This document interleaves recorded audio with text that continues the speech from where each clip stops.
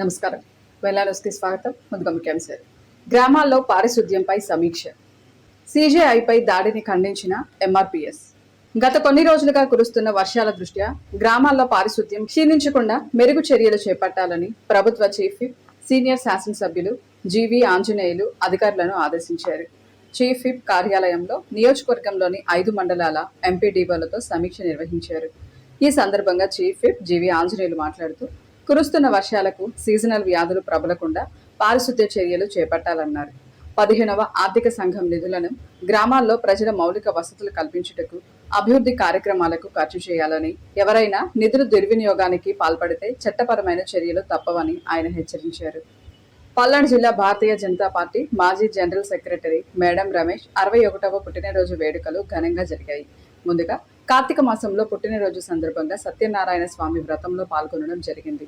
అనంతరం సుమారు 75 మందికి పేదలకు దుప్పట్లు పంచడం జరిగింది. ఈ యొక్క జన్మదిన వేడుకల్లో నూజెండ్ల మండలం ముక్కెలపాడు, చింతల చెరువు, రాముడుపాలెం, చెరుకుంపాలెం గ్రామాల నుంచి బొల్లాపల్లి మండలం పేరూరుపాడు గ్రామానికి చెందిన బీజేపీ కార్యకర్తలు వచ్చి రమేష్ ను కలిసి శుభాకాంక్షలు తెలిపి శాల్వాతో సత్కరించడం జరిగింది. వచ్చిన వారందరి చేత వారి చేతుల మీదుగా పేదలకు దుప్పట్లు పంచడం జరిగింది.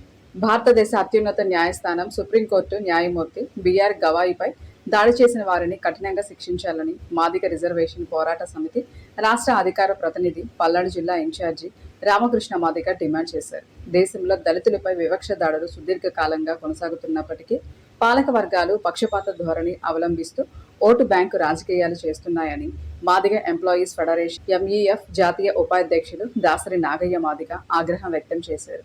స్థానిక ఇమ్మానియలు తెలుగు బాప్టిస్ట్ చర్చి ఆవరణలో ఎంఆర్పీఎస్ నాయకులు కన్నీ ఆధ్వర్యంలో విలేకరుల సమావేశం నిర్వహించారు. సమావేశంలో వారు మాట్లాడుతూ దేశ ప్రధాని నరేంద్ర మోడీ, ప్రతిపక్ష నేత మల్లికార్జున ఖర్గే, సోనియా గాంధీ, రాహుల్ గాంధీలు సీజేఐ గవాయిపై దాడిని ఖండించినప్పటికీ నిందితుడిపై చర్యలు తీసుకోకపోవడం విచారించదగ్గ విషయమని అన్నారు. భారతదేశ అత్యున్నత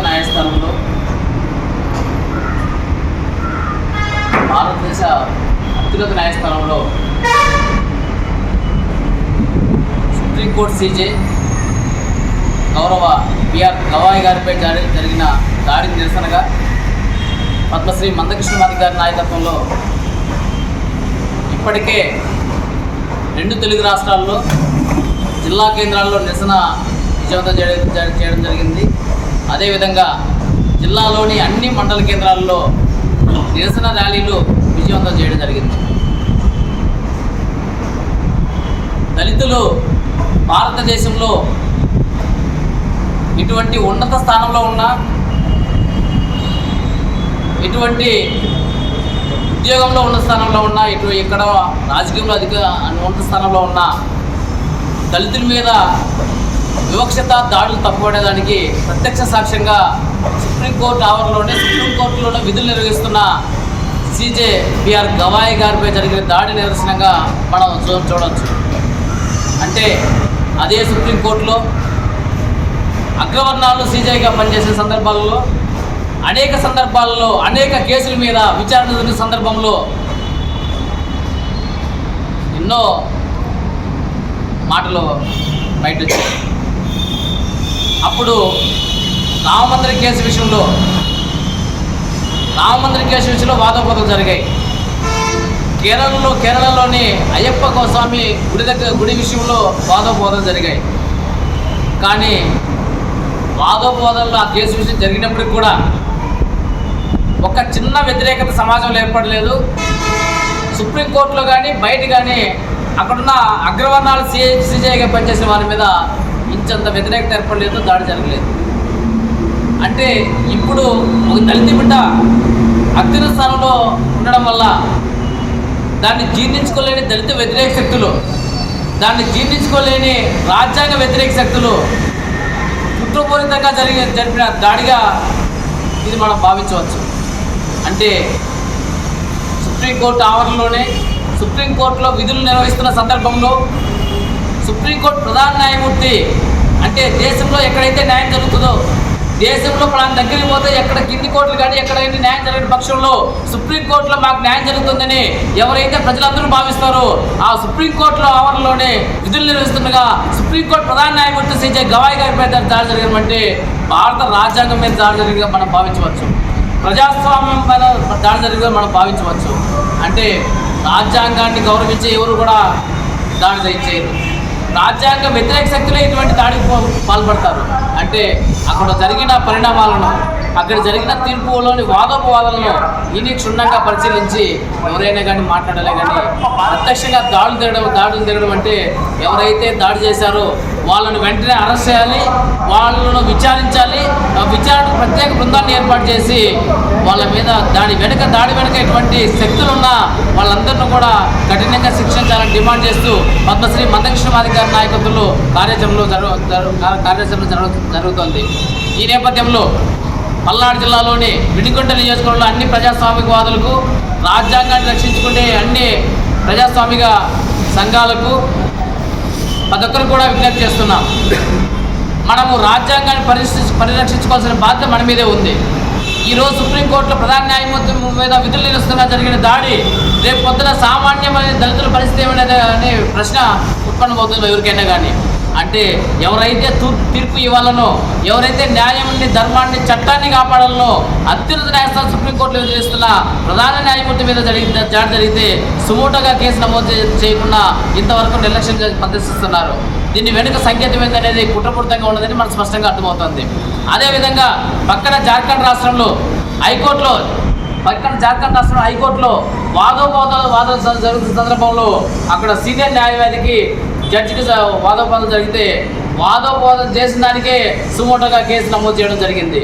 అంటే ఒక హైకోర్టులో, ఒక రాష్ట్రానికి సంబంధించిన హైకోర్టులోనే ఈ విధంగా సుమోటో కేసు నమోదు చేస్తే భారతదేశంలో అత్యున్నత న్యాయస్థానం అయిన సుప్రీంకోర్టు సీజే గవాయ్ గారి మీద దాడి జరిగితే, ప్రధాన న్యాయమూర్తి మీద దాడి జరిగితే సుమోటోగా కేసు నమోదు చేయకుండా నిర్లక్ష్యం ప్రదర్శించడాన్ని తీవ్రంగా మనందరం వ్యతిరేకించాల్సిన అవసరం ఉంది.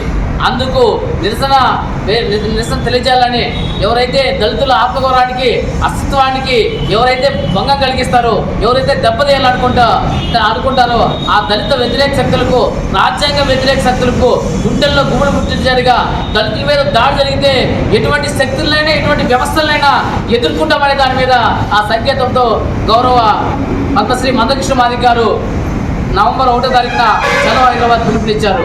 దళితుల ఆత్మగౌరవ నిరసన కార్యక్రమాన్ని విజయవంతం చేయడానికి గాను పల్నాడు జిల్లాలోని వినుకొండ నియోజకవర్గంలో ప్రతి ఒక్కరూ ప్రతి పల్లెని కదిలించి మనందరం కూడా దళితుల ఆత్మగౌరవ నిరసన కార్యక్రమాన్ని విజయవంతం చేయాలని ప్రస్తుతానికి మీ అందరికీ పేరు విజ్ఞప్తి చేస్తున్నాను. ఈ అవకాశాన్ని ఇచ్చిన పెద్దలందరూ కూడా ధన్యవాదాలు ముగిస్తున్నాను. జై మాదిగ, జై మందకృష్ణ మాదిగ. రాష్ట్ర వ్యాప్తంగా మున్సిపాలిటీలో పనిచేస్తున్న కార్మికుల సమస్యలు పరిష్కరించడంలో ప్రభుత్వం విఫలం చెందిందని, దీనికి నిరసనగా ఏఐటియుసి రాష్ట్ర సమితి పిలుపులో భాగంగా ఈ రోజు వినుకొండ మున్సిపాలిటీ కార్మికుల ఆధ్వర్యంలో వినుకొండ పట్టణంలో మోటార్ సైకిల్ ర్యాలీ నిర్వహించడం జరిగింది. ఈ సందర్భంగా ఏరియా కార్యదర్శి బుధాల శ్రీనివాసరావు మాట్లాడుతూ రాష్ట్ర వ్యాప్తంగా మున్సిపల్ కార్మికులు ఎదుర్కొంటున్నటువంటి సమస్యలు పరిష్కరించడంలో కూటమి ప్రభుత్వం విఫలం చెందిందని, వాటి పరిష్కారానికి నవంబర్ 3వ తారీఖు నుండి మున్సిపల్ కార్మికులు సమ్మెలోకి వెళ్తున్నారని, అందులో భాగంగా ఈ రోజు వినుకొండ మున్సిపాలిటీ దగ్గర నుండి శివస్తూపం సెంటర్ మీదుగా మోటార్ బైక్ ర్యాలీ నిర్వహించి నిరసన తెలియజేశామన్నారు. ప్రభుత్వం వెంటనే స్పందించి కార్మికుల సమస్యలను పరిష్కరించాలని, లేని పక్షంలో నవంబర్ 3వ తారీఖు నుండి మున్సిపల్ కార్మికుల సమ్మెలోకి వెళ్తారని తెలియజేశారు. వినుకొండ పట్టణంలోని నిరాశ్రయులకు young stars helping hearts foundation ఆధ్వర్యంలో పల్నాడు జిల్లా బీజేపీ మాజీ ప్రధాన కార్యదర్శి మేడం రమేష్ జన్మదిన సందర్భంగా వారి కుమారుల సహకారంతో రైల్వే స్టేషన్, ఆర్టీసీ బస్టాండ్, శివస్తూపం సెంటర్లతో పాటు పలు కూడలిలో నిరాశ్రయులకు దుప్పట్లు పంపిణీ చేశారు. ఫౌండేషన్ వ్యవస్థాపకులు పమిడిపల్లి అనిల్ రాజ్ మాట్లాడుతూ గత కొన్ని రోజులుగా వినుకొండలో విపరీతంగా చలి తీవ్రత పెరుగుతున్న నేపథ్యంలో నిరాశ్రయులకు దుప్పట్లు పంపిణీ చేయుటకు ముందుకు వచ్చిన మేడం రమేష్ కి మా ధన్యవాదాలు తెలియజేస్తున్నామన్నారు. కార్యక్రమంలో దుప్పట్లు అందుకున్న నిరాశ్రయులు రమేష్ కి వారి కృతజ్ఞతలు తెలియజేశారు. అనంతరం ఫౌండేషన్ సభ్యులు కేక్ కటింగ్ చేసి సన్మానించి శుభాకాంక్షలు తెలియజేశారు.